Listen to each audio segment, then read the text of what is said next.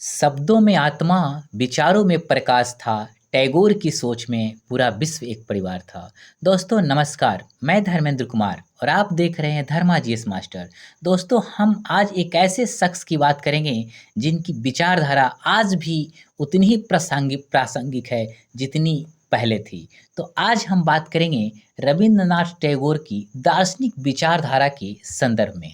दोस्तों इनकी जो दार्शनिक थॉट है यह आपकी एग्ज़ाम के लिए ना मोस्ट इम्पॉर्टेंट है। क्योंकि देखिएगा कि आप महात्मा गांधी की विचारधारा को ले लीजिए, जवाहरलाल नेहरू की विचारधारा को ले लीजिए और रविन्द्रनाथ टैगोर जी की विचारधारा को ले लीजिए, इनसे रिलेटेड क्वेश्चंस ना आपके एग्ज़ाम में बराबर आते रहे हैं। तो आज हम लोग ना रविन्द्रनाथ टैगोर की विचारधारा को देखेंगे क्रमबद्ध तरीके से, मतलब जितने संदर्भों में इन्होंने विचार दिया है लगभग मोस्ट इम्पॉर्टेंट टॉपिक को ना हम लोग संक्षेप में देखने का प्रयास करेंगे। दोस्तों हमारे चैनल को सब्सक्राइब जरूर कर लें और टेलीग्राम से आप जुड़ जाएं जहां पर आपको पीडीएफ मिलता रहेगा। तो दोस्तों शुरू करेंगे सबसे पहले ना एक यूनिवर्सल भूमिका से इनके संदर्भ में। तो चलिए देखते हैं। जब कविता दर्शन बन जाए और विचार मानवता की बानी बोलने लगे, तब रविन्द्रनाथ टैगोर की चेतना जन्म लेती है। वे न केवल एक कवि थे बल्कि एक ऐसे चिंतक थे जिनकी लेखनी में आत्मा, समाज और सौंदर्य एक साथ बहते थे। उनकी दृष्टि में शिक्षा मुक्ति है तो राष्ट्र सेवा है और कला आत्मा की गूंज। अर्थात अर्थात यह क्या कहना चाहता है? देखिए रविन्द्रनाथ ठाकुर केवल कवि नहीं थे, वे एक ऐसे चिंतक थे जिनकी रचनाओं में आत्मा, समाज और सौंदर्य एक साथ बोलते थे। उनकी सोच में शिक्षा मुक्ति है तो राष्ट्र सेवा है और कला जो है वह आत्मा की आवाज़ है। अब इतना देखने के बाद हम लोग क्रमबद्ध इनके विचारों के संदर्भ में पॉइंट वाइज मतलब बातें देखने का प्रयास करेंगे। तो चलिए संक्षेप में देखते हैं। देखिए पहला जो इनका मतलब विचार है शिक्षा संबंधी विचार, उसको हम लोग देखने का प्रयास करेंगे। तो चलिए शुरू करते हैं। देखिए शिक्षा संबंधी विचार मतलब इसके संदर्भ में उनकी थॉट क्या था? तो देखिए रविन्द्रनाथ टैगोर का मानना था ना कि शिक्षा का उद्देश्य सिर्फ किताबी ज्ञान प्राप्त करना कभी नहीं होना चाहिए, बल्कि टैगोर यह मानते थे ना कि शिक्षा वैसा होना चाहिए जो बच्चों के अंदर ना सोचने का ना काबिलियत को विकसित करे, उन्हें महसूस कराए, उनके अंदर ना रचनात्मकता को डेवलप करे, मतलब वो क्रिएटिव बने। और इसी संदर्भ में ना वो शिक्षा को मतलब मानते थे कि ऐसा ही शिक्षा होना चाहिए। मतलब शिक्षा को ना स्वाभाविक और स्वतंत्र और संवेदनशील बनाना बेहद जरूरी है और इसी शिक्षा का ना वह पूरी तरीके से समर्थन करते थे। अब इसके संदर्भ में हम लोग कुछ विशेष मुख्य इम्पॉर्टेंट पॉइंट को देखेंगे जहां आप आंसर में इसे लिखकर बेहतर नंबर प्राप्त कर सकते हैं। चलिए देखते हैं। पहला पॉइंट प्राकृतिक शिक्षा। देखिए शिक्षा प्रकृति के ना समीप होनी चाहिए, ना कि केवल पुस्तकों तक सीमित। अब देखिए कहना क्या चाहते हैं, अर्थात रविन्द्रनाथ टैगोर का ना ऐसा मानना था कि बच्चों को यदि आप शिक्षा देते हैं ना तो उसे पेड़ों, पौधे, नदियों और आकाशों के नीचे पढ़ाइए, मतलब उसको खुली वातावरण में एजुकेशन दीजिए। उससे क्या होगा, उससे उस छात्र का या उस व्यक्ति का ना संपूर्ण रूप से विकास होगा। और जब शिक्षा को इस तरीके से देंगे ना तो उसको जीवन के ना वास्तविक अनुभव से ना वह जोड़ने का प्रयास करेगा। तो इस प्रकार के होना चाहिए। सेकंड पॉइंट स्वतंत्रता और रचनात्मकता, अर्थात बच्चों को सोचने और अनुभव से सीखने की स्वतंत्रता दी जाए। तात्पर्य क्या है? अब देखिए बच्चों को आप पढ़ाते हैं तो उनका पढ़ाई करने का मतलब यह कदापि नहीं है कि आप उनको ना रटने के लिए कहिए, बल्कि पढ़ाई ऐसा होना चाहिए ना कि उनके अंदर ना थॉट को डेवलप करे, मतलब वह चिंतन प्रोसेस को डेवलप करे, मतलब वह ना अपने अनुभव से ना सीखने का प्रयास करें। अर्थात उनका आत्मविश्वास ना आप बढ़ाइए। क्यों? क्योंकि जब इस तरीके के वह शिक्षा को मतलब ग्रहण करेंगे ना चिंतन और थिंकिंग के माध्यम से, तो एक प्रकार से वो नए नए विचारों को ना इन फ्यूचर जन्म दे सकते हैं और इस प्रकार से ना वो काफ़ी ज़्यादा मतलब आगे बढ़ सकते हैं। तो इस तरीके का ना शिक्षा देना चाहिए। तीसरा पॉइंट संवेदनशीलता का विकास। अब देखिए शिक्षा का उद्देश्य केवल ज्ञान नहीं, संवेदना का विकास भी है। अब देखिए इसको समझते हैं। देखिए शिक्षा केवल जानकारी देना नहीं कि हम फैक्चुअल बता दिए कि ये है वो है, बल्कि शिक्षा का मतलब होता है ना कि हम दूसरे की भावनाओं को कितना बेहतर तरीके से समझते हैं, अर्थात हम इंसान बनने का प्रयास करते हैं और हमारी जो समाज के प्रति रिस्पॉन्सिबिलिटी होना चाहिए ना, उसको हम कितने बेहतर तरीके से संवेदनशील होकर समझते हैं। शिक्षा का ना यह सबसे बड़ा उद्देश्य है, बट आजकल शिक्षा का उद्देश्य थोड़ा सा अलग तरीके का दिखता है। चलिए देखते हैं नेक्स्ट पॉइंट, पश्चिम और पूर्व का संतुलन। अब देखिए इसके संदर्भ में क्या उन्होंने बोला, उनकी शिक्षा पद्धति में आप देखेंगे भारतीय जड़ें और वैश्विक दृष्टिकोण ना व्याप्त था। अब देखिए इसको थोड़ा आसान भाषा में समझिए। अब देखिए टैगोर की शिक्षा में ना आप देखेंगे भारतीय परंपरा और पश्चिम अर्थात वेस्टर्न की सोच ना दोनों को संतुलित करना चाहते थे। अर्थात उनका मानना था कि आप ना पश्चिम की मतलब वेस्टर्न कल्चर की भी अच्छी बातों को ना आप लीजिए और अपनी अच्छी बातों में ना आप समाहित करिए। अर्थात वे आधुनिकता को ना संस्कृति से जोड़ना चाहते थे। क्यों? ताकि जो विद्यार्थी हो ना उसका जो सोच हो वो वैश्विक व्यापक अर्थात वैश्विक दृष्टिकोण उसके अंदर डेवलप हो और इसी प्रकार का वह दृष्टिकोण रखे। नेक्स्ट पॉइंट, शांति निकेतन की स्थापना। अब देखिए एक आदर्श विद्यालय की कल्पना को उन्होंने मूर्त रूप दिया। अब देखिए शांति निकेतन की स्थापना ना रविन्द्रनाथ टैगोर ने किया था, आपको यह बखूबी पता है। अब देखिए उन्होंने शांति निकेतन स्कूल की स्थापना की। क्यों? क्योंकि वो खुली प्रकृति के बीच में ना बच्चों को ना एजुकेशन देना पसंद करते थे और यह स्कूल आज भी आप देखेंगे ना तो एक प्रकार से नवीन शिक्षा का लिए ना मतलब एक प्रकार से खुले एजुकेशन का ना एक प्रकार से आदर्श माना जाता है। फिर जब इतना बताएँगे तो एक इसकी ना सीमा बताएँगे इस विचार का कि इस विचार का ना सीमा क्या है। देखिए, दुनिया में हर विचार का ना कुछ सीमाएँ ज़रूर होता है। तो जब एक सीमाएँ हर विचार का जानेंगे और आपको यदि शॉर्ट क्वेश्चन इससे रिलेटेड पूछ दिया, तो शॉर्ट क्वेश्चन में हमेशा एक सीमाएँ बताना है। जबकि लॉन्ग क्वेश्चन आपसे पूछ दे, तो आप ना उसमें 2 या 3 सीमाएँ बताएँगे। तो देखिए, हमने सीमा यहाँ पर लिखा है लेकिन आप इसको ना सीमाएँ लिखिएगा। अब देखिए इसका मतलब क्या है उनकी इस विचार की ना सीमाएँ क्या थी? तो देखिए इनकी शिक्षा पद्धति ग्रामीण भारत की आर्थिक परिस्थितियों में व्यवहारिक नहीं थी। यह ना सबसे बड़ी एक इसकी सीमा थी। अब इसको थोड़ा ना और ईज़ी में समझिए। मतलब रवींद्रनाथ टैगोर का जो शिक्षा पद्धति था ना, वो ग्रामीण भारत की आर्थिक स्थिति के ना स्थितियों मतलब एक प्रकार से व्यवहारिक दृष्टिकोण से मतलब नहीं दिखती थी। क्यों? क्योंकि इसे ना व्यापक स्तर पे लागू करने में ना बहुत बड़ी मतलब ना कठिनाई सामने आ रही थी। तो इस तरीके से देखेंगे ना यह इसकी एक सीमाएँ थी। अब देखिए चलिए सेकंड पॉइंट मतलब उनसे जुड़ा हुआ सेकंड डायमेंशन के बारे में अब हम लोग बात करते हैं कि रवींद्रनाथ टैगोर कवि, विचारक और संगीतकार के रूप में मतलब इस रूप में इनकी क्या उपलब्धियाँ थी? इस तरीके से भी आ सकता है।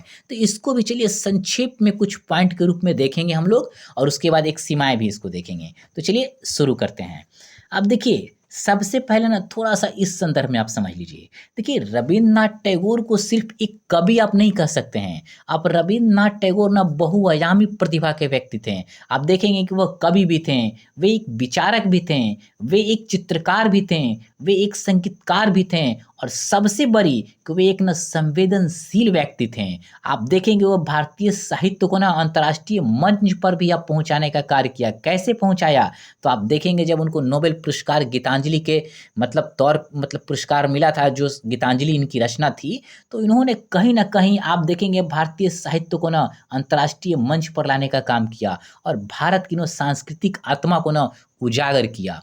अब इसको ना पॉइंट वाइज़ हम लोग देखने का प्रयास करेंगे, तो चलिए देखते हैं। देखिए गीतांजलि और नोबेल पुरस्कार।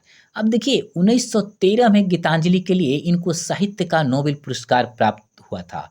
अब देखिए गीतांजलि ना एक इनकी ना बहुत ही बेस्ट रचना थी और आप जब देखेंगे कि इनको जो गीतांजलि के लिए नोबेल पुरस्कार प्राप्त हुआ, तो आप देखेंगे कि एशिया के पहले नोबेल विजेता बने ये साहित्य के लिए। इस बात को ना आप ध्यान रखिएगा। अब देखिए सेकंड पॉइंट राष्ट्रीय गीत। अब देखिए भारत का जन गण मन और बांग्लादेश का अमार सोनार बांग्ला इन्होंने ही लिखा था अर्थात रवींद्रनाथ टैगोर ने लिखा था। आप देखेंगे एक ना जन गण मन भारत का राष्ट्रगान है तो अमार सोनार बांग्लादेश का है। आप इस रूप में देखेंगे ना तो आज दोनों को ना एक प्रकार से बहुत ही बेहतर पहचान के तौर पे जाना जाता है और दोनों 2 राष्ट्रों को ना एक प्रकार से समर्पित है। इस रूप में ना इनकी उपलब्धियाँ को आप समझ सकते हैं। मतलब नेक्स्ट पॉइंट दर्शन और साहित्य का संगम। अब देखिए इसमें क्या उन्होंने बताया, उनकी रचनाएँ दर्शन और सौंदर्य का ना संतुलन प्रस्तुत करती है। अब देखिए इसकी थोड़ा व्याख्या करेंगे। कैसे प्रस्तुत करती है? तो आप देखिएगा कि उनकी कविताओं में ना आपको दार्शनिक चीज़ें देखने को मिलेगी, सौंदर्य का प्रभाव देखने को मिलेगा, जीवन की सच्चाई देखने को मिलेगी। मतलब इतनी गहराई से उसकी उन्होंने रचना किया है कि लगता है कि वो अपने रचनाओं के माध्यम से ना एक प्रकार के ना आत्मा को मतलब आत्मा की ना आवाज़ बना दिए हैं वो। मतलब इस तरीके की उनकी रचनाएँ ना देखने को मिलती है। नेक्स्ट पॉइंट, संगीत शैली। अब देखिए संगीत शैली के तौर पे आप क्या बताएँगे? मतलब इनकी क्या उपलब्धियाँ थी? तो देखिए रविंद्र संगीत नाम से एक संगीतिक परंपरा भी उन्होंने शुरुआत की। अब देखिए क्या था यह? अब देखिएगा उन्होंने रविंद्र संगीत नामक एक खास संगीत परंपरा की ना शुरुआत की। इसे ना आप देखेंगे कि जो भाव, प्रकृति और भक्ति को मिलाकर ना क्या कैसा अनुभव देती है? एक आत्मिक अनुभव प्रदान करने का मतलब यह कार्य करती है। इतना जब बताएँगे तो फिर आप एक पॉइंट और बताएँगे कि बहुभाषीय प्रभाव। अब देखिए इसमें आप क्या लिखें देखेंगे? उनकी रचनाओं का प्रभाव भारत ही नहीं, विदेशों तक भी फैला। अर्थात जब उनकी रचनाएँ जब बनी, तो देखेंगे कितने भाषा में वो अनुवाद हुआ। गीतांजलि ही बहुत सारे भाषाओं में मतलब अनुवाद हुआ, दुनिया भर में पढ़ी गई। जिससे क्या हुआ? जिससे कहीं न कहीं भारतीय संस्कृति को ना वैश्विक स्तर पे ना पहचान मिली। मतलब यह वैश्विक पहचान को बनाने में ना अपना अहम योगदान दी। नेक्स्ट, अब देखिए इस विचारधारा का भी ना एक सीमाएँ देखेंगे। अब देखिए सीमा क्या देखेंगे? तो देखिए कई बार उनकी कविताओं की भाषा आम जन के लिए जटिल मानी जाती है। आम जन मतलब जो साधारण लोग थे, है ना? अब देखिए उनकी कविताओं को देखेंगे ना, कुछ कविताओं की भाषा ना थोड़ा कठिन होती थी और जब कोई भी चीज़ कठिन होगा तो क्या आम लोग को पूरी तरह समझ में आएगा? नहीं आएगा। इसीलिए देखेंगे ना कि आम जनता ना इसे आसानी से समझने में अपने को असमर्थ पाती थी। यह ना एक इसकी विशेष सीमाएँ थी। अब जब सेकंड हम पॉइंट देख लिए तो अब हम लोग तीसरे इनकी मतलब थॉट को देखेंगे, मतलब जिसके संदर्भ में यह बात करते हैं। तीसरा ना ये मोस्ट इम्पोर्टेंट है आपके एग्ज़ाम के लिए, इस चीज़ को याद रखिएगा, आध्यात्मिक मानवतावाद, है ना?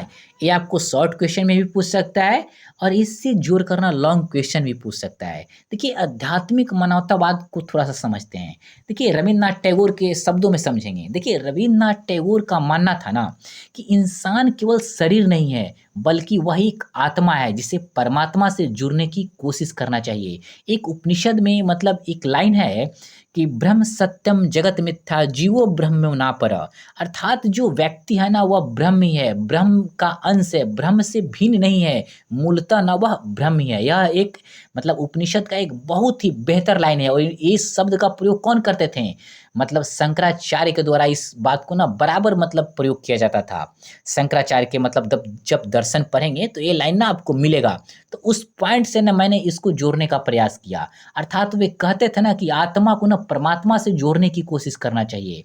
अर्थात रवींद्रनाथ टैगोर का जो मानवतावाद जो धर्म था, वे ना जाति की सीमाओं से ना ऊपर उठकर संपूर्ण मानवता को अपनाने की बात करते थे। आप समझ चुके हैं इसे? अब चलिए पॉइंट वाइज़ देखते हैं। देखिए पहला पॉइंट, व्यक्ति की आंतरिक चेतना। अब देखिए इसमें क्या बताया? उन्होंने आत्मा को परमात्मा से जोड़ने की बात की। अर्थात आप देखेंगे कि उनका मानना था कि व्यक्ति को ना इंस मतलब अपने भीतर के ईश्वर को ना पहचानने का प्रयास करना चाहिए।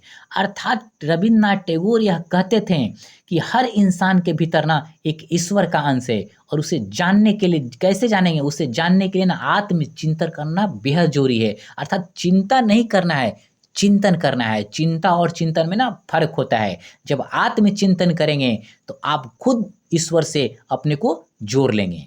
अब सेकंड पॉइंट, ईश्वर की खोज।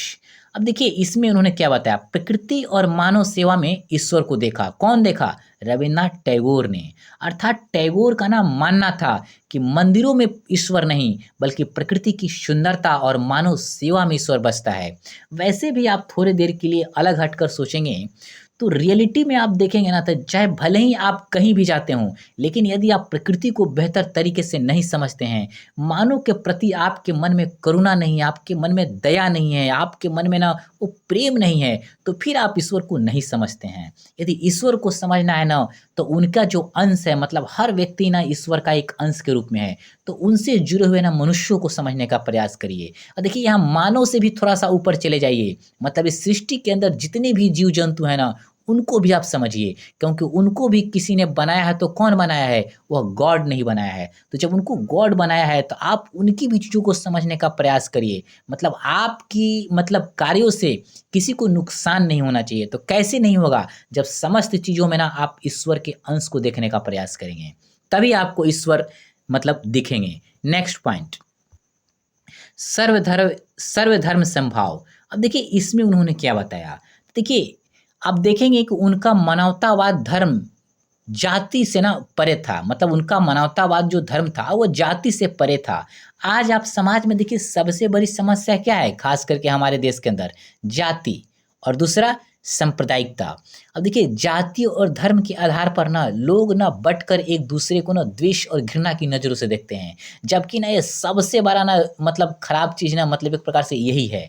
इसको दूर करना ना बेहद ज़रूरी है। इसीलिए वो कहते हैं ना सर्वधर्म समभाव। मतलब जितने भी दुनिया में धर्म हैं, आप उसमें जाति को भी ऐड कर लीजिए, अलग नहीं कर सकते हैं। तो सबको ना एक प्रकार से समान नज़रों से देखिए, समान दृष्टिकोण से देखिए। मतलब उनके शब्दों में धर्म का अर्थ किसी विशेष पंथ में विश्वास करना नहीं है, बल्कि सभी के प्रति ना आप प्रेम का भाव रखिए, समानता का भाव रखिए, करुणा का भाव रखिए, अर्थात सभी को समान दृष्टिकोण से देखिए। नेक्स्ट पॉइंट, विश्व बंधुत्व। अब देखिए विश्व बंधुत्व के अंतर्गत वो क्या बोलते हैं? वे सीमाओं से परे वैश्विक मानवता की कल्पना करते थे। अब देखिए इस संदर्भ में मतलब क्या है? अब देखिए रवींद्रनाथ टैगोर का मानना था ना कि जैसे ये देश का एक सीमा है, इसके अंदर ही मत सोचिए, इससे बाहर भी निकलिए, इससे बाहर भी दुनिया है। मतलब उनका मानना था कि आप सीमाओं से परे वैश्विक मानवता की सोचिए, वैश्विक मानवता की कल्याण के बारे में सोचिए। वो कहते हैं कि जहाँ सभी मनुष्य ना एक परिवार की तरह तरह रहे। मतलब एक सीमा के अंदर ही सिर्फ आप मत सोचिए कि हमारे देश के ही मनुष्य हैं तो इन्हीं के प्रति हमारा रिस्पॉन्सिबिलिटी है। आप दुनिया के समस्त मानवता के प्रति अपनी कर्तव्य को समझने का प्रयास करिए। रवींद्रनाथ टैगोर का ना ऐसा मानना था। फिर आप देखिए नेक्स्ट पॉइंट, शांति और करुणा के संदर्भ में। अब देखिए मानवता के मूल मूल्यों को ना उन्होंने सर्वोपरि माना। अब देखिए इस संदर्भ को थोड़ा समझिए। मतलब उनका ऐसा मानना था कि हिंसा से कभी भी दुनिया की किसी भी समस्या का ना समाधान नहीं हो सकता। आप एक एग्जाम्पल ले लीजिए, अभी यूक्रेन और रूस में जो युद्ध चल रहा है, क्या मतलब लड़ाई से उसका समाधान निकल जाएगा? कदापि नहीं निकलेगा। दुनिया में कोई भी ऐसा समस्या पैदा नहीं हुआ जिसको ना जंग के आधार पे उसको फैसला कर लिया गया। बशर्ते फैसला तभी होगा जब आप शांति से वार्ता करेंगे, संवाद करेंगे, बातों को समझेंगे। तो उनका मानना था कि शांति और करुणा ही जीवन का ना मूल्य, एक प्रकार से बेसिक आपका मूल्य होना चाहिए। यह रवींद्रनाथ टैगोर का मानना था। फिर आप इतना बताने के बाद इस मतलब थॉट का भी एक सीमाएँ बता देंगे। अब देखिए इसकी सीमाएँ क्या है? उनकी यह सोच ना राजनीतिक यथार्थ से कभी-कभी दूर लगती थी। अब देखिए कैसे? अब देखिए रवींद्रनाथ टैगोर का जो दृष्टिकोण था ना, कई बार देखेंगे ना मतलब व्यावहारिक दृष्टिकोण से ना मतलब वो लागू नहीं हुआ दिखता है। क क्योंकि जो चीज़ें किताबों में होती है ना मतलब आदर्शवादी दृष्टिकोण से, उसे व्यावहारिक रूप में लागू करने में ना ज़्यादा कठिनाई होती है। तो यह इसकी ना एक सीमा था। अब नेक्स्ट मतलब उनका विचार, मतलब जिस संदर्भ में उन्होंने विचार दिया था, चलिए उसको देखते हैं। तो नेक्स्ट उनका जो थॉट था सामाजिक और सांस्कृतिक विचार के ऊपर, तो ये क्या था? चलिए इस संदर्भ में हम लोग पहले देखते हैं। देखिए रवींद्रनाथ टैगोर का जो सामाजिक दृष्टिकोण था ना, वो प्रगतिशीलता में विश्वास करते थे। मतलब समाज ना हमेशा प्रगति की ओर बढ़े। वे ना हमेशा रूढ़ियों को कभी भी नहीं मानते थे। वो कहते थे ना कि रूढ़ि तो होना ही नहीं चाहिए। मतलब वो रूढ़ियों को तोड़ने वाले पे विश्वास करते थे। आप देखेंगे ना महिलाओं के प्रति भी जो उनका मतलब विश्वास था, मतलब महिला सशक्तिकरण को बढ़ावा देने के लिए वो काफ़ी ज़्यादा मतलब अपने को मतलब महिला सशक्तिकरण को बढ़ावा देने में वो विश्वास करते थे। अर्थात उनका मानना था कि जब आप ऐसे कार्य करेंगे तभी हमारी सांस्कृतिक जो गौरव है ना एक प्रकार से बेहतर बनेगी। तो सामाजिक और सांस्कृतिक विचार के संदर्भ में इनका यह मूल थॉट था। अब इसको हम लोग पॉइंट वाइज देखने का प्रयास करेंगे। तो चलिए देखते हैं। देखिए पहला पॉइंट, सामाजिक कुरीतियों का विरोध। अब देखिए उन्होंने अंधविश्वास, जाति और बाल विवाह की आलोचना की। अब देखिए वैसे आपको भी लगता है कि अंधविश्वास गलत है, जाति का भी मतलब जो आज बहुत ज़्यादा चर्चा में रहता है, भले ही व्यक्ति कह ले कि जाति प्रथा खराब है, लेकिन जब चुनाव होता है, चाहे वैसी परिस्थिति आती है, तो लोग ना जातियों में ना बँटते हुए दिखाई देते हैं। आप भी जब यथार्थ में इसको फ़ील करेंगे ना तो आपको भी बखूबी पता होगा। बाल विवाह वैसे भी खराब है, तो इसी को ना मतलब रवींद्रनाथ टैगोर के शब्दों में यदि हम कहें तो अंधविश्वास और जातिवाद और बाल विवाह जैसी बुराइयाँ समाज के ना एक प्रकार से समाज के नाम पर ना कलंक का काम करता है। मतलब इस बुराइयों को ना दूर करने का बिल्कुल प्रयास होना चाहिए और इसका मतलब विरोध कौन करेगा? समाज के समस्त लोग मिलकर करेंगे तो अपने आप यह बुराई खत्म हो जाएगी। नेक्स्ट पॉइंट, नारी सशक्तिकरण। अब देखिए उनकी कहानियों में जब आप देखेंगे ना तो महिलाओं की आत्मनिर्भरता को ना बल मिलता है उनकी कहानियों से। आप देखिए उनकी जब रचनाओं को जब आप पढ़ेंगे तो आपको ऐसा लगेगा कि स्त्रियों को ना वो आत्मनिर्भर और आत्मसम्मान के केंद्र में रखकर बात करते थे। मतलब महिलाओं के प्रति ना उनका विचार बहुत ही उच्चतर स्तर का था। मतलब वो यह चाहते थे कि महिलाएँ ना आत्मनिर्भर हो, मतलब वह उनका ना आत्मसम्मान ना बना रहे इस संदर्भ में। अब नेक्स्ट पॉइंट, भारतीय संस्कृति की गौरव। अब देखिए उनकी सोच भारतीय संस्कृति की आत्मा से जुड़ी हुई थी। अर्थात यह कहना क्या चाहता है? मतलब रवींद्रनाथ टैगोर का ना मानना था कि भारतीय संस्कृति की जो आत्मा है ना, वह आध्यात्मिक दृष्टिकोण से सभी लोगों को ना सह-अस्तित्व में विश्वास करती है। अर्थात ना हमारा जो आत्मा है ना, वो करुणा में बसता है। मतलब हम समस्त विश्व को सह-अस्तित्व के रूप में हम देखना पसंद करते हैं। मतलब हमारा दृष्टिकोण आध्यात्मिक दृष्टिकोण का मतलब एक प्रकार से मानवता को ना सेवा के रूप में मतलब हम जानने का प्रयास करते हैं। समझ लिए आप? अब नेक्स्ट पॉइंट, मतलब पश्चिमी संस्कृति का समन्वय। अब देखिए उन्होंने अच्छे तत्वों को अपनाने की बात कही। देखिए एक चीज़ समझिए, कोई भी दुनिया का संस्कृति हो, कोई भी ऐसा धर्म हो, सारे चीज़ों में ना कुछ अच्छी चीज़ें होती है तो कुछ अच्छी चीज़ें नहीं होती है। तो हमारा कर्तव्य क्या होना चाहिए कि हमारे जो अच्छी बातें हैं और जो दूसरे की अच्छी बातें हैं, उसको ना अपनी अच्छी बातों में समाहित करके ना उस विचार को ना समृद्ध करना, परिष्कृत करना, यह होना चाहिए। मतलब समन्वय स्थापित करना। अर्थात उन्होंने पश्चिमी जो मतलब आधुनिकता थी, उनकी अच्छे पक्षों को मतलब बातों को ना स्वीकारने की बात की और कहा कि आप उनको स्वीकारिए, इससे आप ना बहुत ही ज़्यादा बेहतर बनेंगे। मतलब समन्वय स्थापित करिए। नेक्स्ट पॉइंट, नवजागरण के प्रेरक। अब देखिए इस संदर्भ में मतलब क्या बातें हैं, वे बंगाल नवजागरण के ना प्रमुख स्तंभों में रहे हैं। अब देखिए रवींद्रनाथ टैगोर ना बंगाल नवजागरण के एक प्रमुख स्तंभ माने जाते थे, क्योंकि उनकी विचार ना आम लोगों में बहुत ही एक प्रकार से प्रेरक मतलब प्रेरणा देने का मतलब काम किया। इस रूप में माना जाता है ना कि नवजागरण के ना एक प्रकार से अग्रदूत के रूप में या प्रमुख स्तंभ के रूप में रहे हैं। फिर इसको बताने के बाद इसकी सीमा बता देंगे। देखिए हर विचार का ना मैं एक सीमा इसलिए आपको बता रहा हूँ कि आपको किसी तरीके का भी आंसर आएगा ना तो आप उसको लिखने में अपने को सक्षम पाएंगे। तो चलिए इसकी सीमाएं एक देखते हैं। देखिए उनके विचारों का प्रभाव उच्च शिक्षित वर्ग तक ही सीमित रहा। अर्थात इसको ऐसे समझिए, उनके विचार ना मुख्यतः शिक्षित वर्ग तक ही सीमित रहा। देखिए पहले ना लोग वैसे भी उतने ज़्यादा पढ़े लिखे तो थे नहीं सारे लोग। कुछ लोग जो उच्च शिक्षित हैं उनको ही इनके विचार ना बहुत ज़्यादा समझ में आया। बाकी लोग इनके विचारों को उस स्तर तक नहीं समझ पाए जिस स्तर तक समझना चाहिए। यह इसकी एक सीमा रही थी। अब नेक्स्ट पॉइंट हम लोग चलिए देखेंगे। नेक्स्ट पॉइंट कि रवींद्रनाथ टैगोर का राष्ट्रवाद के ऊपर क्या विचार था। अब इस संदर्भ में हम लोग देखेंगे तो सबसे पहले ना हम समझते हैं कि राष्ट्रवाद पर इनका विचार कैसा था, उसके बाद फिर पॉइंट वाइज हम लोग एक्सप्लेन करेंगे। तो चलिए देखते हैं। टैगोर का जो राष्ट्रवाद था ना वो प्रेम, शांति और करुणा पर आधारित था। मतलब इनका राष्ट्रवाद ना ये बंद वाला में नहीं था। जैसे होता है ना कि राष्ट्र मतलब मेरा ये एक राष्ट्र है तो इसी के संदर्भ में हम सोचेंगे अंदर ही, ये इसके घेरे से ना बाहर निकल के सोचा करते थे। अर्थात प्रेम, शांति, करुणा के थॉट पर ये अपने राष्ट्रवाद को आधारित मानते थे।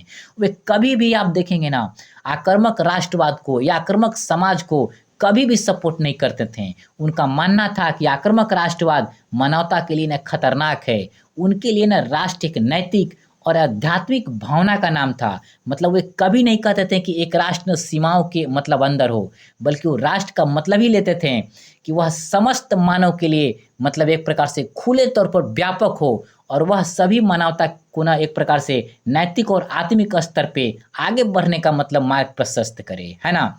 अब हम लोग इसको ना पॉइंट वाइज देखने का प्रयास करेंगे। चलिए पॉइंट वाइज हम देखते हैं। पॉइंट वाइज पहला पॉइंट, आधिकारिक राष्ट्रवाद की ना आलोचना। अब देखिए इसमें क्या उन्होंने बताया, उन्होंने संकीर्ण और हिंसक राष्ट्रवाद का विरोध किया। अब इसको ऐसे समझिए, देखिए रवींद्रनाथ टैगोर राष्ट्रवाद का मतलब जो बंद राष्ट्रवाद वाला है ना, इसका ना हमेशा वो विरोध करते थे।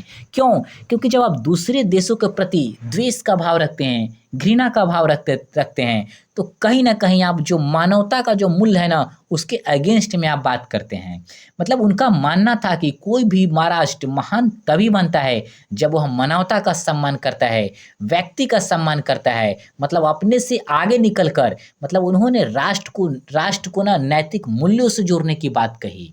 फिर नेक्स्ट पॉइंट, मानवतावादी और राष्ट्रवाद। अब देखिए उनका राष्ट्रवाद प्रेम और करुणा पर आधारित था। अब कैसे आधारित था? तो चलिए इसको वैसे समझिए। देखिए रवींद्रनाथ टैगोर ना एक ऐसे राष्ट्रवाद के पक्षधर थे जो सबके लिए दया, सबके लिए प्रेम, सबके लिए समानता को ना प्राथमिकता दे। वही राष्ट्रवाद ना सबसे बेहतर होता है।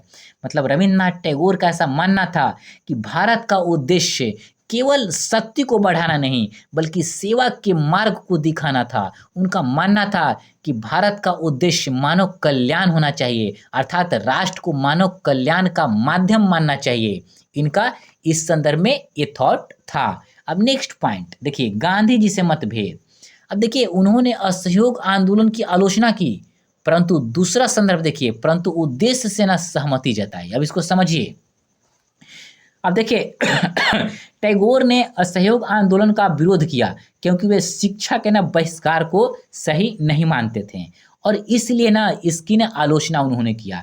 लेकिन आप देखेंगे कि गांधी जी का जो उद्देश्य था ना, इसको उन्होंने सराहने का काम किया, मतलब इसको उन्होंने तारीफ किया।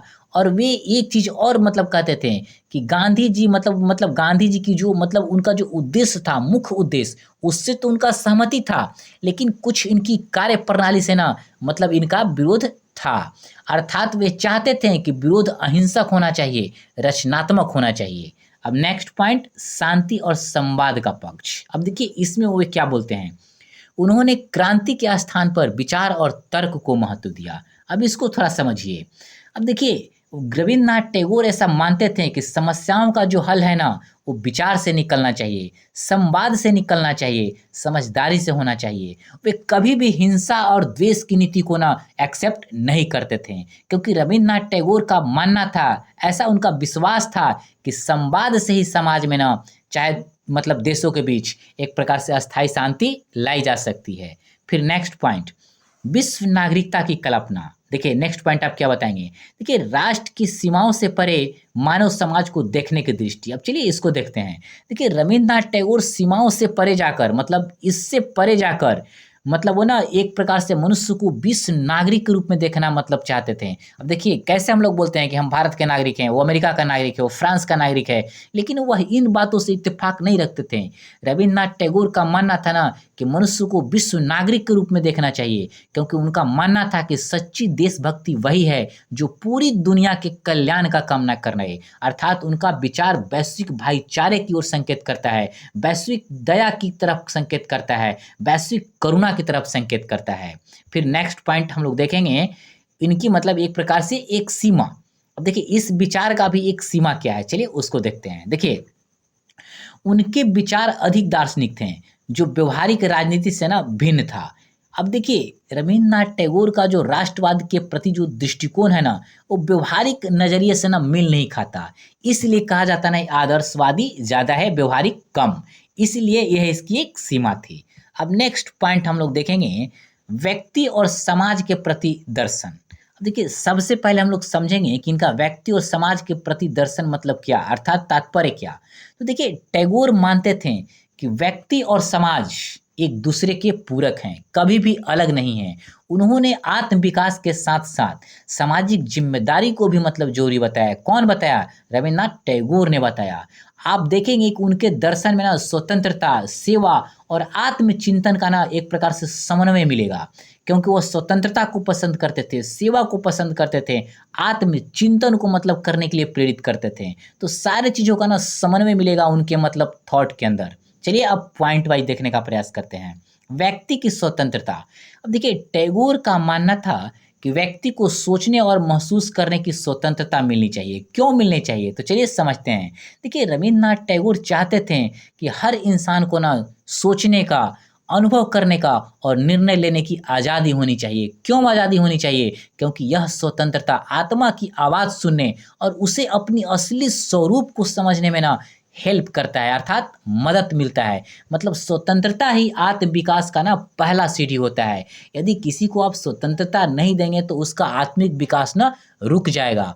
इसीलिए वह ना आत्मिक विकास के लिए ना स्वतंत्रता को बहुत ज़्यादा ज़रूरी मानते थे। नेक्स्ट पॉइंट, समाज में योगदान। अब देखिए इसमें उन्होंने क्या कहा, व्यक्ति की मुक्ति तभी सार्थक है जब वह समाज के कल्याण में भागीदार हो। अर्थात उनके अनुसार, मतलब रविन्द्रनाथ टैगोर के अनुसार, जब व्यक्ति समाज की भलाई में अपना योगदान देता है तभी उसकी मुक्ति न और विकास सार्थक होता है। देखिए उनका सबसे ज़्यादा ना मोस्ट इम्पोर्टेंट जोर होता था ना कि आपके अंदर ना सेवा की भावना है कि नहीं, क्योंकि सेवा ही ना आत्मा की सच्ची पूर्ति है। मतलब अकेला व्यक्ति समाज के बिना ना अधूरा रहता है, और अधूरा रहता है इसीलिए वो ना हमेशा ना समाज की कल्याण की बात करते थे। मतलब सार्वभौमिक कल्याण की बात को ना वो सोचते थे। अब नेक्स्ट पॉइंट, सामूहिकता और आत्मा। अब देखिए इसमें क्या होगा, उन्होंने आत्मा को सामूहिक चेतना से जोड़ने का काम किया। अब देखिए टैगोर ने आत्मा को केवल व्यक्तिगत नहीं बल्कि सामूहिक चेतना का हिस्सा माना। उनका विश्वास था कि सभी आत्माएं ना एक दूसरे से जुड़ी हुई है, इसलिए समाज में सहभागिता ही आत्मा को ना व्यापकता को दर्शाने का काम करती है। अर्थात उनका मानना था कि कोई भी चेतना ना अलग अलग नहीं है बल्कि सब एक ही का ना एक सामूहिक मतलब हिस्सा है। मतलब आप उपनिषदों में जब बहुत सारे ऐसे मतलब आपको लाइन्स मिलेंगे जो कहा जाता है कि सारे व्यक्ति ना व्यक्ति अलग अलग नहीं है बल्कि प्रत्येक आत्मा ना एक ही मतलब अपने से बड़ी आत्मा का था परमात्मा का अंश है। तो इस संदर्भ में ना रविन्द्रनाथ टैगोर ना बताने का प्रयास किया है। अब चलिए नेक्स्ट पॉइंट को हम लोग देखने का प्रयास करते हैं, आंतरिक विकास। अब देखिए आंतरिक विकास की बात करते हैं रविन्द्रनाथ टैगोर, तो चलिए देखते हैं। व्यक्ति का उद्देश्य आत्मिक विकास है जो समाज के माध्यम से ही संभव है। अब देखिए रविन्द्रनाथ टैगोर का मानना था कि किसी का अगर मतलब यथार्थ स्तर पर विकास तभी होगा जब वह भीतर से खुद को विकास करे। देखिए बाहरी आभा देखकर किसी को आप कह दें कि वो विकास कर गया मतलब बेहतर तरीके से, तो ऐसा नहीं माना जा सकता। वैसे भी बहुत सारे ऐसे लोग हैं जो बाहरी तौर पे आपको दिखेंगे ना कि वो काफ़ी बेहतर हैं, लेकिन जब अंदर उनके झाँकिएगा तो उस रूप में ना वो आपको नहीं मिलेंगे। तो रविन्द्रनाथ टैगोर का मानना है कि सच्चा विकास तभी होता है जब आप भीतर से खुद को मतलब डेवलप करेंगे, जिसमें व्यक्ति नैतिक रूप से ना खुद को बेहतर बने, और यह विकास समाज के प्रति ना रिस्पॉन्सिबिलिटी को आत्म जागरूकता के साथ मतलब जोड़ने का काम करता है। आप देखेंगे इनके बिना ना बाहरी सफलता अधूरी है। अर्थात यदि अंदर से खुद को मतलब विकसित नहीं करेंगे, खुद को सफल व्यक्ति नहीं बनाएंगे, तो बाहरी सफलता चाहे बाहरी जो आपका दिखावा है वह सही नहीं है। नेक्स्ट पॉइंट, इसकी अब एक सीमा देखेंगे इस विचार का। तो देखिए इसकी विचार सीमा क्या है, यह दृष्टिकोण कभी कभी सामाजिक संरचनाओं की जटिलता को ना सरल कर देता है। मतलब इनका जो दर्शन है ना सामाजिक जटिलताओं को थोड़ा सरल बनाकर प्रस्तुत करता है। आप देखेंगे जिससे व्यवहार में लागू करना ना बहुत ही कठिन होता है। अब देखिए इनकी विचार में ना एक आलोचना ना आपको कॉमन देखने को मिलेगा, इनकी सीमाएं तो मतलब ना थोड़ा-सा व्यावहारिकता से ना दूर इनकी बातें होती थी। क्योंकि देखिए जो बातें किताबें में इतनी अच्छी दिखती है ना, व्यावहारिक जीवन में ना उसे पूर्णतः लागू करने में ना बहुत ज़्यादा कठिनाई है। लेकिन देखिए काफ़ी हद तक तो लागू किया जा ही सकता है और करना भी चाहिए। मतलब अच्छी चीज़ों को ना आपको लागू करना चाहिए। भले ही पूर्ण रूप में ना करें, लेकिन उसका अंशतः तो करना ही चाहिए। तो यह इसकी ना एक सीमा है कि व्यावहारिक जीवन में लागू करने में कठिनाई है। नेक्स्ट पॉइंट हम लोग देखेंगे इनका, राष्ट्र और विश्व का संतुलन। देखिए इसके संदर्भ में उनका क्या मानना था। तो देखिए रविन्द्रनाथ टैगोर ना संकीर्ण राष्ट्र का ना बराबर विरोध करते थे। मतलब उनका मानना था कि देखिए आप ना संकीर्ण राष्ट्रवाद से ऊपर उठिए और वैश्विक मानवता की बात करिए। क्यों? क्योंकि रविन्द्रनाथ टैगोर चाहते थे कि खास करके अपने भारत के संदर्भ में कि भारत एक ऐसा देश बने जो दुनिया को करुणा की शिक्षा दे, सह अस्तित्व का संदेश दे, शांति का संदेश दे। क्यों? क्योंकि उनके अनुसार सच्चा राष्ट्र वही है जो विश्व में नैतिकता का बात करता हो, करुणा का बात करता हो, प्यार का बात करता हो, शांति का बात करता हो। तो उसी संदर्भ में भारत को नैतिकता का उदाहरण बनना चाहिए। समझ लिए आप? अब चलिए इसको हम लोग पॉइंट वाइज देखने का प्रयास करते हैं। मतलब जो आपके लिए हमने बनाया है, तो चलिए पॉइंट वाइज देखते हैं। राष्ट्रवाद की आलोचना। अब देखिए टैगोर ने संकीर्ण और आक्रामक राष्ट्रवाद का ना विरोध किया। अब देखिए कैसे, अब देखिए उन्होंने ऐसे राष्ट्रवाद की आलोचना की जो घृणा, हिंसा और श्रेष्ठता की भावना को ना बढ़ावा देता है। मतलब ये कहीं न कहीं मानव के लिए ना एक प्रकार से इस उसको ना वो कलंक के तौर पे नहीं होता है, गाँव के भाषा में कलंक उसको कह सकते हैं। मतलब जो घृणा है, हिंसा है, इस श्रेष्ठता की भावना है, कहीं न कहीं व्यक्ति के अंदर ना एक द्वेष का भाव पैदा करता है और मानव समाज के लिए ना इस तरीके का भाव ना कभी भी नहीं होना चाहिए। क्यों? क्योंकि रवींद्रनाथ टैगोर का मानना था कि ऐसा राष्ट्रवाद जो मतलब इन चीज़ों से युक्त है, घृणा, हिंसा और श्रेष्ठता की भावना से, वह मानवता के लिए ना पूरी तरीके से घातक है। अब देखिएगा जो विश्व युद्ध जो 2 हुआ ना, कहीं न राष्ट्रवाद की थॉट भी इसके लिए ना बहुत बड़ा ज़िम्मेदार था। अब वे इसीलिए कहते थे कि आप प्रेम और शांति के मार्ग को चुनिए और यही एक सही राष्ट्रवाद के लिए ना एक श्रेष्ठ मार्ग साबित हो सकता है। नेक्स्ट पॉइंट, विश्व मानव की संकल्पना। अब देखिए इसके अंदर क्या था, उनके लिए मानवता की सेवा ही सच्चा राष्ट्र धर्म था। अब देखिए इसको आप ऐसे समझिए, रवींद्रनाथ टैगोर का ऐसा मानना था कि मनुष्य को ना कभी भी मतलब संकीर्ण सीमाओं, मतलब इसके अंदर से निकल कर सोचिए यार, कुएं के अंदर है तो कुएं के बारे में मत सोचिए, कुएं के बाहर भी दुनिया होती है। आप समस्त दुनिया को संदर्भों में ऊपर उठकर देखिए और जिस दिन आप संकीर्ण राष्ट्र की सीमाओं से ऊपर उठकर देखेंगे तो आप समझ पाएंगे कि मानवता क्या है, मानव कल्याण क्या होता है। मतलब रवींद्रनाथ टैगोर के अनुसार हर व्यक्ति को ना विश्व का नागरिक होने के संदर्भ में सोचना चाहिए। मतलब एक लाइन में यदि कहें तो उनका मानना था कि मानवता ही सबसे बड़ा धर्म है, इससे बड़ा कोई धर्म नहीं हो सकता। मतलब विश्व मानव की संकल्पना उनके मतलब विचारों में प्रतिबिंबित होती है। नेक्स्ट पॉइंट, अंतर्राष्ट्रीयता। अब देखिए वह विश्व की एकता और सांस्कृतिक संवाद के ना पक्षधर थे। अब देखिए इसको ऐसे समझिए, अब देखिए क्यों पक्षधर थे, क्योंकि रवींद्रनाथ टैगोर चाहते थे कि जितने भी देश हैं एक दूसरे से ना संवाद करें, एक दूसरे से सहयोग करें, एक दूसरे के सांस्कृतिक को ना आदान प्रदान करें, मतलब बढ़ावा दें, एक दूसरे की अच्छाइयों को ना समझे, उसे अपने में समाहित करे। और यही विचार मतलब ना आप देखेंगे रवींद्रनाथ टैगोर के शब्दों में मतलब ग्लोबल विलेज के सिद्धांत के तौर पर मतलब देखने को मिलता है। मतलब वो राष्ट्रों के बीच में ना एक प्रकार से दोस्ताना संबंध के पक्षधर थे। नेक्स्ट पॉइंट, भारत की भूमिका। अब देखिए भारत को उन्होंने विश्व को आध्यात्मिक दृष्टिकोण देने वाला राष्ट्र माना। अब इसको ऐसे समझिए, टैगोर भारत को एक ऐसा राष्ट्र मानते थे जो विश्व को आध्यात्मिक दृष्टिकोण दे सकता है। उन्होंने कहा था, चाहे उनका मानना था कि भारत का इतिहास शांति, सहिष्णु, करुणामय, आध्यात्मिकता से भरा हुआ है। इसीलिए भारत को इस विश्व के दृष्टिकोण से नैतिक नेतृत्व की भूमिका निभाना चाहिए और उसे विश्व को ना आध्यात्मिक मतलब मानवतावाद के मतलब मार्ग पर प्रशस्त करने का प्रयास करना चाहिए। अब इस विचार के ना एक सीमा बता देंगे। चलिए सीमाएं एक देखते हैं। देखिए यह सोच व्यवहारिक कूटनीति और यथार्थ से थोड़ी अलग प्रतीत होती है। देखिए रवींद्रनाथ टैगोर का जो सोच था ना, वो व्यवहारिक कूटनीति से ना मैच नहीं करता था, मतलब ना उससे भिन्न प्रकार का होता था। इसीलिए ना इसे आदर्शवादी दृष्टिकोण कह करना इसकी ना उपेक्षा कर दी जाती है आज के संदर्भों में भी।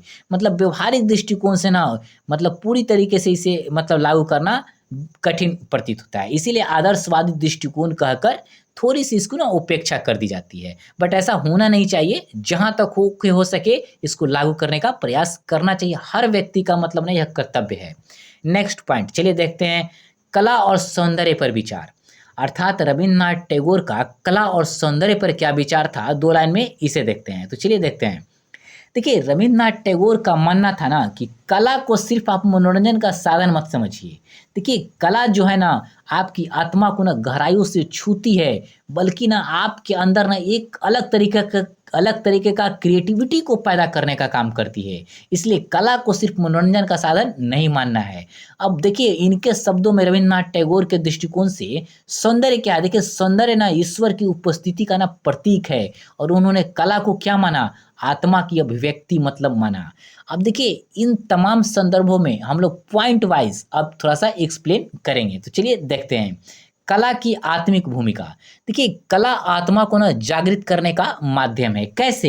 देखिए, रविन्द्रनाथ टैगोर का मानना था कि सच्ची कला वह होती है जो हमारे भीतर छिपे सत्य को उजागर करे, मतलब हमारे अच्छी चीज़ों को ना बाहर निकालना का प्रयास करे। कहते हैं ना कि एक गुरु का कर्तव्य होता है कि एक विद्यार्थी के अंदर जो टैलेंट है ना उसको बाहर निकाले, तभी आप एक सही शिक्षक हो सकते हैं।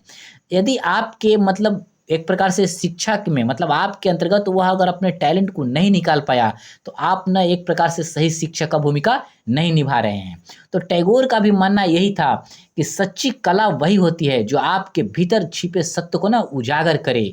वह देखने सुनने की वस्तु नहीं है, बल्कि ना कला आत्मा की भाषा होती है। कला क्या होता है? कला इंसान को उसकी असली पहचान से ना जोड़ने का काम करती है, अर्थात उसके अंदर ना क्रिएटिविटी अर्थात रचनात्मकता को ना जगाने का काम करती है। नेक्स्ट पॉइंट, सौंदर्य का दर्शन। अब देखिए, टैगोर के लिए सौंदर्य ईश्वर की अभिव्यक्ति था। कैसे? देखिए, रविन्द्रनाथ टैगोर का ऐसा मानना था कि जब हम किसी सुंदर वस्तु को देखते हैं ना, तो उसमें हमें ईश्वर की झलक मिलती है। क्यों? क्योंकि सौंदर्य हमारे भीतर एक आनंद का भाव पैदा करता है, एक शांति का भाव पैदा करता है, और यही दृष्टिकोण ना एक व्यक्ति के अंदर आध्यात्मिक सौंदर्य को मतलब दर्शाने का काम करता है। फिर आप नेक्स्ट पॉइंट को बताएंगे कि संगीत, कविता और चित्रकला के संदर्भ में। अब चलिए, इसमें उन्होंने क्या बताया? तो उन्होंने इन तीनों को आध्यात्मिक जुड़ाव का ना जरिया माना। अब देखिए कैसे? देखिए, टैगोर का मानना था ना कि इन तीनों मतलब जो मतलब विद्या है ना, मतलब विद्या देखिए संगीत, कविता और चित्रकला, इन तीनों विद्याओं में ना आत्मा का संवाद होता है, मतलब आत्मा से ना संवाद होता है। देखिए, संगीत जब अगर कोई प्रैक्टिस करता है, चाहे कोई सीखता है, तो देखिएगा कितना वह मतलब चिंतन के प्रोसेस से होकर गुजरता है। चाहे कोई रचना करेगा, चाहे कोई चित्रकला का रचना करेगा, तो कहीं ना कहीं अपनी आत्मा से ना वो बात करते रहता है, खुद से बात करते रहता है। देखिएगा, एक कलाकार को जब वह रचना क्रिएशन करता है ना, तो अपनी खुद से बात करता है कैसे बेहतर होगा। समझ रहे हैं ना आप मेरी बातों को? और इसी दृष्टिकोण से आप देखेंगे कि रविन्द्रनाथ टैगोर ने मतलब एक प्रकार से मानवीय भावनाओं को न प्रकृति से जोड़ने का मतलब कार्य किया। मतलब जो रविन्द्रनाथ टैगोर का संगीत भक्ति ना होता था ना, वो उस आप देखेंगे उनका संगीत भक्ति और इमोशन से ना भरा हुआ होता था। अब नेक्स्ट पॉइंट, कला में सृजनात्मकता, स्वतंत्रता। अब देखिए, कला में बंधन नहीं, उड़ान चाहिए, यही उनका विश्वास था। अर्थात वे ऐसा कहना चाहते थे कि कला को किसी बंधन में ना मतलब किसी घेरे में एक जगह नहीं रखा जा सकता। कलाकार को अपनी कल्पना, सोच और संवेदना को ना खुल कर मतलब अभिव्यक्त करने का अवसर मिलना चाहिए। क्योंकि एक कलाकार को जब आप खुलने नहीं देंगे, मतलब उसको सोचने के लिए, उसको कल्पना करने के लिए मतलब उसको स्वतंत्रता आप नहीं प्रदान करेंगे, तो वह सही रूप से कला को ना प्रदर्शित नहीं कर पाएगा। लेकिन जब उसको इन कार्यों के लिए स्वतंत्रता प्रदान कर देंगे, तो यही कला का ना असली सौंदर्य के रूप में उभर कर सामने आएगा। नेक्स्ट, इस विचार का भी ना एक सीमा था। चलिए सीमाएं देखते हैं। देखिए, उनकी सौंदर्य दृष्टि आम जनमानस की समझ से ना कुछ जटिल हो सकती है। अब देखिए, रविन्द्रनाथ टैगोर का जो सौंदर्य दृष्टि में आप देखेंगे जो दर्शन छिपा होता था, चाहे जो भावनात्मक गहराई होती थी, उसे ना आम लोग मतलब ना समझने में अपने को ना असमर्थ पाते थे। अर्थात जो दार्शनिक दृष्टिकोण के व्यक्ति है ना, वही इस चीज़ को ना बेहतर तरीके से समझते थे। मतलब व्यवहारिक में सभी लोगों को समझने के लिए ना एक प्रकार से उपयुक्त नहीं होता था। यह इसकी ना एक सीमाएं थी। अब देखिए, नेक्स्ट पॉइंट हम लोग देखेंगे टैगोर और आधुनिकता के संदर्भ में इनका थॉट। तो चलिए देखते हैं इस संदर्भ में। अब देखिए, इस संदर्भ में पहले 2 लाइन हम देखते हैं। अब देखिए, 2 लाइन हम क्या देखेंगे? देखिए, टैगोर ना आप देखेंगे कि आधुनिकता का मतलब एक प्रकार से न पूरी तरह विरोधी थे और न पूरी तरह सपोर्ट करते थे। किस आधुनिकता का वो सपोर्ट करते थे और किस आधुनिकता का विरोध करते थे, चलिए एक लाइन में देखते थे। देखिए, रविन्द्रनाथ टैगोर का मानना था कि आधुनिकता का ना अंधाधुंध अनुकरण कभी नहीं करना चाहिए। मतलब उसी आधुनिकता का मतलब आप अनुकरण करिए जो मानवीय मूल्यों को बढ़ाने वाला होना चाहिए। मतलब जो परंपरा और आधुनिकता के बीच में संतुलन बनाकर आगे बढ़े, उस आधुनिकता का ये सपोर्ट करते थे। आप समझ चुके हैं। अब चलिए इसे पॉइंट वाइज हम देखने का प्रयास करते हैं। पहला पॉइंट देखिए, परंपरा से संवाद। अब देखिए, उन्होंने भारतीय परंपरा को पूरी तरीके से नहीं त्यागा। अब देखिए, रविन्द्रनाथ टैगोर ना भारतीय परंपरा को कभी भी पूरी तरीके से मतलब नकारा नहीं, मतलब इग्नोर करने का काम नहीं किए, बल्कि वो कहते थे कि जो भारतीय परंपरा है ना, काफ़ी समृद्ध है, लेकिन उसमें कुछ कमियां भी है, उसको ना सुधार करने की आवश्यकता है, उसको पुनर्व्याख्या करने की उन्होंने जरूरत बताई। आप देखेंगे रविन्द्रनाथ टैगोर परंपरा को ना विवेकपूर्ण दृष्टि से देखने की सलाह देते थे। मतलब उनका मानना था कि किसी भी विचार को ना आप तर्क की कसौटी पर कसिए, यदि तर्क के कसौटी पर वह सही तरीके से मतलब वो क्या बोलते हैं, एक प्रकार से उभर जाता है, तो आप उसे जरूर मानिए। मतलब कभी भी वह ना परंपरा को नकारते नहीं थे, लेकिन परंपरा को ना वह कहते थे विवेकपूर्ण दृष्टिकोण से देखकर उसे मानिए, वैसे नहीं कि आप रूढ़ियों को भी मानते चलें। नेक्स्ट पॉइंट, आधुनिकता का संतुलन। अब देखिए इसमें उन्होंने क्या बताया, वह पश्चिम के उपयोगी तत्वों को ना अपनाने के पक्षधर थे। अब देखिए रविन्द्रनाथ टैगोर का मानना था कि आधुनिकता का मतलब सिर्फ विकास करना नहीं है। आर्थिक रूप से आप बहुत ज़्यादा डेवलप हो गए, तकनीकी रूप से बहुत ज़्यादा डेवलप हो गए, लेकिन सोच के स्तर पर भी वही है, मतलब प्राचीन काल वाली थॉट। उनका मानना था कि आपका मतलब विकास तभी माना जाएगा जब आप ना सोच के स्तर पर डेवलप हो जाएंगे, मतलब आपको स्वतंत्रता के स्तर पर मतलब आगे बढ़ जाएंगे, आप नैतिकता से मतलब युक्त होकर काफ़ी ज़्यादा आगे बढ़ जाएंगे। मतलब नैतिकता भी आपके अंदर ना उच्चतर स्तर का होना चाहिए, तभी ना आप मतलब एक प्रकार से आप कहेंगे कि आप एक बेहतर मतलब संतुलन स्थापित करने के योग्य व्यक्ति हैं। तो इसी संदर्भ में उनका मानना था कि जो पश्चिम के जो अच्छी चीज़ें हैं उसे आप एक्सेप्ट करिए और अपने अच्छी चीज़ों से मिलाकर उसको परिष्कृत कीजिए, उसको समृद्ध करने का काम करिए, मतलब संतुलन स्थापित करने का प्रयास करिए। नेक्स्ट पॉइंट, उपनिवेशवाद की आलोचना। अब देखिए वह आत्मनिर्भरता और सांस्कृतिक अस्मिता पर जोर देते थे। देखिए यह जो लाइन है ना उपनिवेशवाद, इसका वो ना हमेशा मतलब एक प्रकार से आलोचना किया करते थे। क्यों? क्योंकि रंग रविन्द्रनाथ टैगोर को जो आप देखेंगे तो कभी भी इस चीज़ का सपोर्ट नहीं करते थे। उनका ऐसा मानना था कि ये जो मतलब है ना एक प्रकार से किसी की सांस्कृतिक गुलामी, मानसिक दासता का मतलब एक प्रकार से सपोर्ट करता है, जो होना नहीं चाहिए। बल्कि उनका ऐसा मानना था कि भारत को ना हमेशा आत्मनिर्भर बनने का प्रयास करना चाहिए, अपनी एक प्रकार से सांस्कृतिक पहचान को बनाने का प्रयास करना चाहिए। मतलब अपनी आत्मनिर्भरता और सांस्कृतिक पहचान को बनाकर ही भारत को आगे बढ़ने का प्रयास करना चाहिए, लेकिन पश्चिम के कुछ विशेष अच्छे बातों को भी उसे एक्सेप्ट करना चाहिए। नेक्स्ट पॉइंट, प्रगति का मानवीय दृष्टिकोण। देखिए उनके लिए प्रगति केवल भौतिक नहीं, आत्मिक भी थी। अब इस संदर्भ में से आप समझिए, रविन्द्रनाथ टैगोर के अनुसार प्रगति वह है जो मनुष्य को भीतर से बेहतर बनाए। अब देखिए आप बड़े बड़े शहरों में जब आप जाते होंगे, दिल्ली मुंबई में, तो वहाँ लोग आपको कहते होंगे ना को बहुत ज़्यादा मतलब विकसित कर गए हैं, मतलब ज़्यादा डेवलप उनकी थॉट हो गई है। लेकिन रोड पर एक व्यक्ति गिर जाए तो उसको कोई नहीं उठाएगा। क्यों? कि यार उनकी जिम्मेदारी बन जाएगी, वहाँ से जल्दी से निकलने लगे। तो आप ना एक प्रकार से सही रूप से अपने को डेवलप नहीं कर पाए हैं, क्योंकि प्रगति वह है जो मनुष्य को ना भीतर से इमोशनल, संवेदनशील, प्रेममय बनाए। मतलब आप तकनीक और विकास के मामले में भले ही आप डेवलप हो जाएं, लेकिन यदि अपने मूल्यों को मूल्यों के स्तर पर यदि आप विकसित नहीं हुए तो आप एक बेहतर मनुष्य नहीं हो सकते हैं। लेकिन जब आप इन मूल्यों के आधार पर जब आप डेवलप कर जाएंगे, यह मूल्य भी आपके हिसाब से उतना ही मतलब आप में समाहित होगा, तभी आप एक ना एक प्रकार से सही मनुष्य के दृष्टिकोण से मतलब एक व्यक्ति हैं। अर्थात जब वो मनुष्यता को मतलब आगे बढ़ाने की बात करते हैं तो कहीं ना कहीं आप देखेंगे मानवता को ना सेंटर में रखकर वो बात करते हैं। जब इस विचार को बताने के बाद इसकी एक ना सीमाएं बता देंगे, तो चलिए सीमाएं देखते हैं। तो देखिए वे संतुलन विचारों में अधिक और व्यवहार में कठिन था, इसकी है ना एक सीमा थी। मतलब टैगोर की जब देखेंगे संतुलनवादी दृष्टिकोण व्यवहार में ना लाना कठिन था। देखिए इनकी समस्त विचारधाराओं को ना आप मतलब किसी को भी देखिए, वो व्यवहारिक दृष्टिकोण से ना उसको लागू करना ना थोड़ा सा ना कठिन है।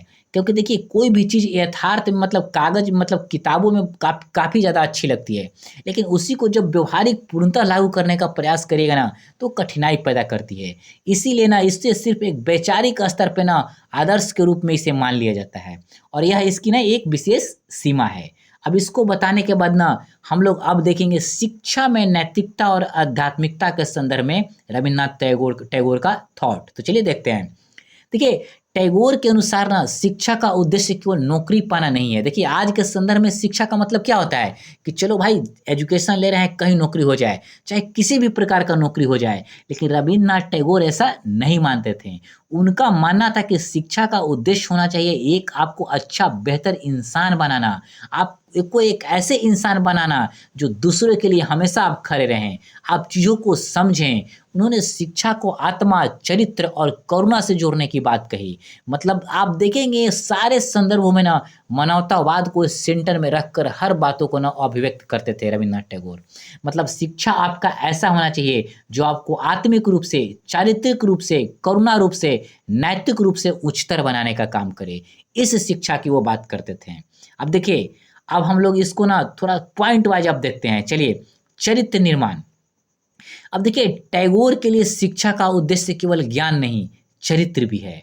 अर्थात रविन्द्रनाथ टैगोर को जब आप देखेंगे तो उनका मानना था कि शिक्षा की जो मतलब उद्देश्य होना चाहिए ना, आपको ईमानदार बनाना होना चाहिए, आपको जिम्मेदार बनाना होना चाहिए, आपको एक संवेदनशील नागरिक बनाना हो चाहिए। मतलब रविन्द्रनाथ टैगोर का मानना था कि ज्ञान तभी सार्थक है जब वो आपकी नैतिकता से जुड़ा हुआ हो, मतलब आपके अंदर नैतिकता का भाव पैदा करे, तभी ज्ञान ना सही रूप से सार्थक है। नेक्स्ट पॉइंट देखिए क्या बताएंगे, चलिए देखते हैं। देखिए नेक्स्ट पॉइंट, आध्यात्मिक जागरूकता। अब देखिए इस संदर्भ में हम लोग देखने का प्रयास करेंगे। तो देखिए, रविन्द्रनाथ टैगोर के संदर्भों में शिक्षा आत्मा की खोज में ना सहायक होना चाहिए। मतलब क्या यह बताना चाहते हैं?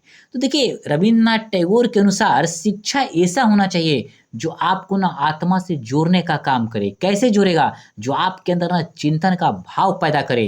देखिए, सिर्फ फैक्चुअल जानकारी ही महत्व नहीं रखता है, बल्कि आपके अंदर ना उसको कॉन्सेप्ट के स्तर पे, मतलब आत्मचिंतन करने की ना प्रेरणा पैदा हो। जब किसी चीज़ के प्रति अब आत्मचिंतन करेंगे तो आप विकास के मार्ग पर ज़रूर प्रशस्त होंगे। इसी संदर्भ में इनका कहना था कि किसी के अंदर ना आध्यात्मिक जागरूकता पैदा करने वाला मतलब शिक्षा को विकास करने की ज़रूरत है। फिर नेक्स्ट पॉइंट, संवेदनशील नागरिकता। देखिए इस संदर्भ में उन्होंने क्या कहा? उन्होंने भावनात्मक और नैतिक शिक्षा को ना ज़रूरी माना। अब क्यों माना, तो चलिए पहले इसको देखते हैं। देखिए, रविन्द्रनाथ टैगोर ना शिक्षा को क्या मानते थे? सामाजिक सेवा के संदर्भ में लेते थे। वो सह अस्तित्व के माध्यम के रूप में लेते थे। क्यों?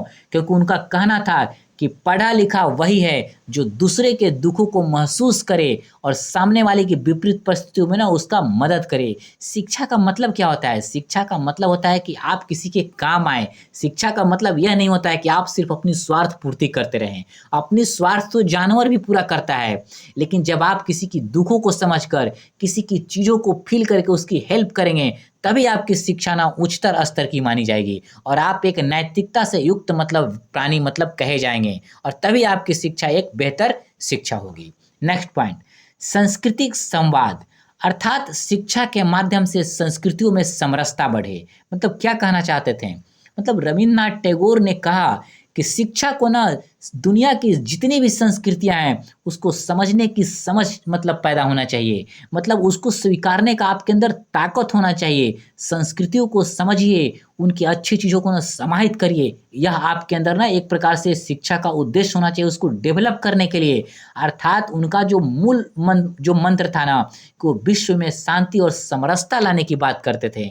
इसीलिए इन चीज़ों को ना वो मत उभारने का मतलब काम करते थे।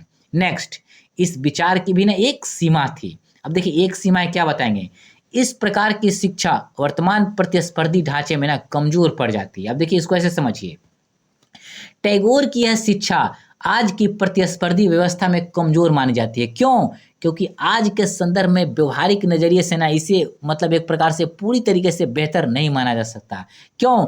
क्योंकि इसमें मूल्य और भावना को प्राथमिकता दी जाती है। किसमें? रविन्द्रनाथ टैगोर के मतलब शिक्षा वर्तमान। लेकिन वर्तमान में सिर्फ इसी से काम नहीं चलता है, क्योंकि व्यवहारिक दृष्टिकोण से ना एक प्रकार से यह पूरी तरीके से मतलब अपने अक्षर मतलब क्या बोलते हैं पूर्णतः लागू करना इसको बहुत ही कठिन है। इसलिए इसको ना आदर्शवादी विचार कह करना एक प्रकार से इसको थोड़ा सा उपेक्षा करने का प्रयास किया जाता है। मतलब एक लाइन में यदि समझिए तो व्यवहारिक दृष्टिकोण से मतलब यह लागू करना बेहद ही कठिन है। यह इसकी एक सीमा है। जब इतना बताने के बाद आप इसका ना एक यूनिवर्सल निष्कर्ष के तौर पर हम लोग इसका निष्कर्ष देखने का प्रयास करेंगे। तो देखिए यूनिवर्सल निष्कर्ष क्या हो सकता है? देखिए रविन्द्रनाथ टैगोर ऐसे विचारक थे जिन्होंने भारत की आत्मा को आंखों से देखा। मतलब आंखों, पूरी दुनिया को उनकी संवेदनशीलता से परिचित कराने का काम किया। उनकी शिक्षाएं आज के समय में भी सामाजिक सौहार्द, सांस्कृतिक समरसता और वैश्विक मानवता की दिशा में हमारा मार्गदर्शन देने का काम करती है। अर्थात इसका अर्थ क्या है? मतलब रवींद्रनाथ टैगोर ऐसे विचारक थे जिन्होंने भारत की आत्मा को गहराई से महसूस किया। उनकी सोच को आज भी मतलब एक प्रकार से उनकी जो थॉट थी हमें आज भी मानवता का संदेश देती है, शांति का संदेश देती है, एकता की रास्ता को दिखाने का काम करती है, अर्थात एकता का मार्ग को प्रशस्त करती है। मतलब वो शब्दों से नहीं, संवेदना से दुनिया को जोड़ने वाला महान मार्गदर्शक थे। अर्थात वह दुनिया को हमेशा एक प्रकार से प्रेरित करते रहेंगे। अर्थात इनका विचार पहले जितना प्रासंगिक था वर्तमान में भी उतना ही प्रासंगिक है और आने वाले फ्यूचर में भी अपनी प्रासंगिकता को उसी स्तर से बनाए रखेगी। अर्थात यह पूरे ग्लोबल दुनिया को मतलब मार्गदर्शन देने का काम करेगी। दोस्तों, हमने इनके समस्त दार्शनिक सिद्धांतों को जो प्रमुख प्रमुख थे काफ़ी शॉर्ट में हमने आपको समझाने का प्रयास किया, क्योंकि शॉर्ट नोट्स को हमने जिस तरीके से आपके लिए एक्सप्लेन किया आप उसको एक बार दो बार सुन लीजिएगा, आपके लिए ना वो बेहतर होगा। मतलब एक दो बार सुन लेंगे तो आप सभी को ना खुद से भी लिख लेंगे और इससे रिलेटेड कोई भी लॉन्ग क्वेश्चन या शॉर्ट क्वेश्चन आए तो इसके आधार पर आप ज़रूर लिख लेंगे। दोस्तों, हमारे चैनल को सब्सक्राइब जरूर करें और टेलीग्राम से आप जुड़ जाएं जहां पर आपको पीडीएफ मिलता रहेगा। अंत में आप मुझे फीडबैक जरूर दीजिएगा कमेंट करके और शेयर और क्या बोलते हैं मतलब चैनल को सब्सक्राइब जरूर करें जिससे हमारा फैमिली काफ़ी ज़्यादा आगे बढ़े। तो ठीक है दोस्तों, बहुत बहुत धन्यवाद।